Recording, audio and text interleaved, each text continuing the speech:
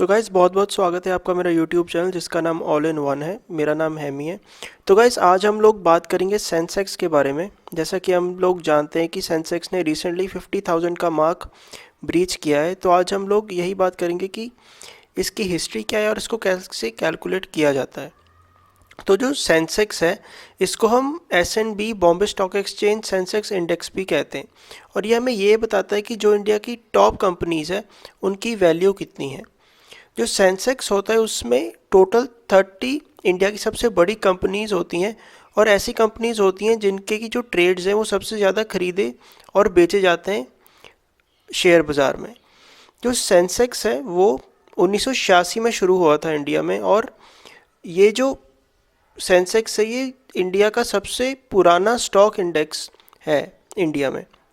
और जो इसका कॉम्पोजिशन है वो हर एक साल जून और दिसंबर में चेंज किया जाता है और इस पे रिव्यू किया जाता है। और ये जो सेंसेक्स है इसको जितने भी एनालिस्ट और इन्वेस्टर्स हैं ये इस चीज़ के लिए यूज़ करते हैं कि वो इंडियन इकोनॉमी और ये भी अंदाज़ा लगाते हैं कि इंडियन इकोनॉमी कितनी डेवलप हो गई है या कितनी नीचे है या कितनी ऊपर आई है। सेंसेक्स को देख के हम इस चीज़ का अंदाज़ा कुछ हद तक लगा सकते हैं। तो जो सेंसेक्स का ये जो वर्ड है वो जो एक बहुत बड़े एनालिस्ट थे दीपक मोहनी उन्होंने कॉइन किया था। और ये जो वर्ड है ये दो वर्ड के कॉम्बिनेशन से बना है जो कि है सेंसिटिव और इंडेक्स। जो कॉन्स्टिट्यूएंट्स हैं बॉम्बे स्टॉक एक्सचेंज के मतलब कि जो कंपनीज वहाँ पे इंक्लूड होती है उनको इंक्लूड करने का decision S&P BSE index committee करती है। और अगर कोई भी कंपनी S&P और BSE इंडेक्स में इंक्लूड होती है तो उसके 5 क्राइटेरिया होते हैं। सबसे पहला ये होता है कि वो बॉम्बे स्टॉक एक्सचेंज में लिस्टेड होनी चाहिए और वो एक लार्ज या मीडियम कैप कंपनी होनी चाहिए। जो स्टॉक होने चाहिए उस कंपनी के वो लिक्विड होने चाहिए बहुत ज़्यादा। और जो कंपनी हो वो अपने मोस्ट ऑफ द रेवेन्यूज़ अपनी कोर एक्टिविटी से जनरेट करे। साल 1991 में जब इंडिया की इकॉनमी ने खुलना शुरू हुआ तब से ही सेंसेक्स ने एक बहुत ज़्यादा ग्रोथ एक्सपीरियंस करनी शुरू कर दी थी। इस चीज़ का अंदाज़ा आप इसी बात से लगा सकते हैं कि साल 2000 में सेंसेक्स की वैल्यू 5000 थी और जनवरी 2020 तक ये 42,000 तक पहुंच चुका था।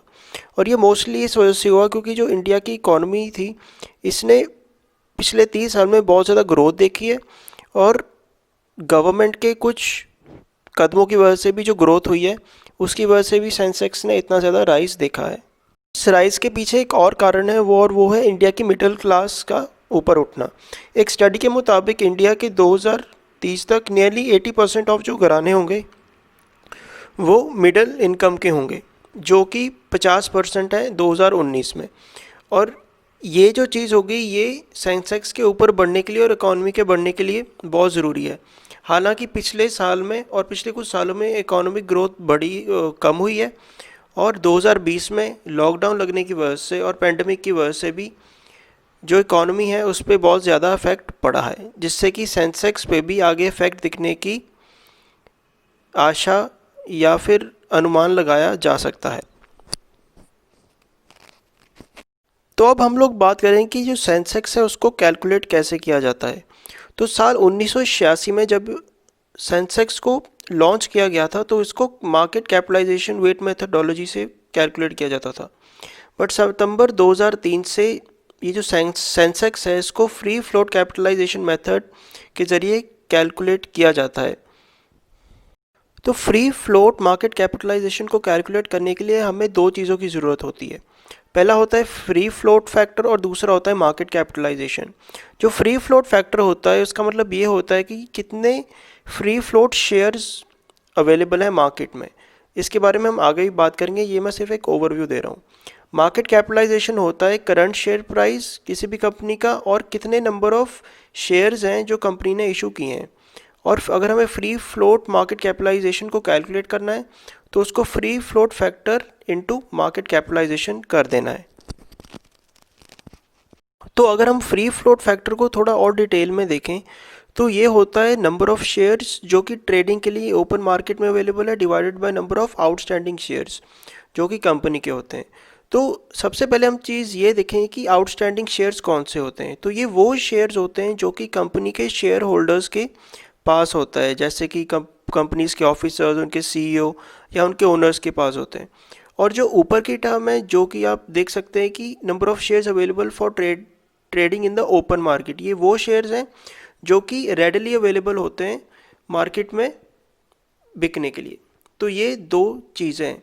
और हमें एक चीज़ ये भी ध्यान में रखनी है कि जो फ्री फ्लोट मार्केट कैपिटलाइजेशन है, इसमें हम जो रिस्ट्रिक्टेड शेयर्स होते हैं उनको इंक्लूड नहीं करते। वो शेयर्स जो कि कंपनी इनसाइडर्स के पास होते हैं और वो शेयर्स जो कि जल्दी से जल्दी सेल नहीं होते, जैसे कि जो शेयर्स कंपनी के ओनर्स या उनके इनसाइडर्स के पास होते हैं वो जल्दी सेल नहीं होते। और ऐसे ही शेयर्स जो होते हैं वो इस मेथड में यूज़ नहीं होते। इनमें ज़्यादा फ्लोट शेयर्स यूज़ होते हैं जो कि रेडली अवेलेबल होते हैं मार्केट में बिकने के लिए।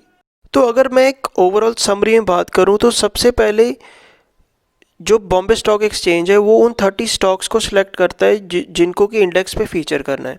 उसके बाद उन सारी 30 कंपनीज़ का मार्केट कैपिटलाइजेशन कैलकुलेट किया जाता है। मार्केट कैपिटलाइजेशन का मतलब, जैसे मैंने आपको सबको पहले बताया, क्या होता है कि total number of shares of the company into उनका शेयर प्राइस। उसके बाद फ्री फ्लोट मार्केट कैपिटलाइजेशन उन सारी 30 कंपनीज़ का डिटर्मिन किया जाता है। फ्री फ्लोट मार्केट कैपिटलाइजेशन मतलब जो कि उन कंपनी की मार्केट कैपिटलाइजेशन है मल्टीप्लाइड बाय उन कंपनीज़ का फ्री फ्लोट फैक्टर, इन दोनों को इनटू किया जाता है। फिर फ्री फ्लोट मार्केट कैपिटलाइजेशन सारी कंपनीज़ के प्लस किए जाते हैं। और उसके बाद जो फॉर्मूला होता है सेंसेक्स का, वो होता है total free float market capitalisation divided by base market capitalisation multiplied by base index value. तो जो आज के टाइम पे हम बेस मार्केट कैपिटलाइजेशन लेते हैं शेयर मार्केट की, वो है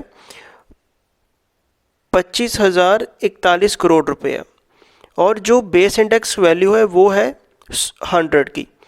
और अगर आप इन सबको सम अप करें तो free float market capitalisation 30 selected companies का डिवाइडेड बाय जो बेस इंडेक्स वैल्यू है जो कि है 25,041 करोड़ इंटू 100। अगर आप इन सबको एक साथ कैलकुलेट करोगे तो आपको जो सेंसेक्स है उसका एग्जैक्ट नंबर मिलेगा।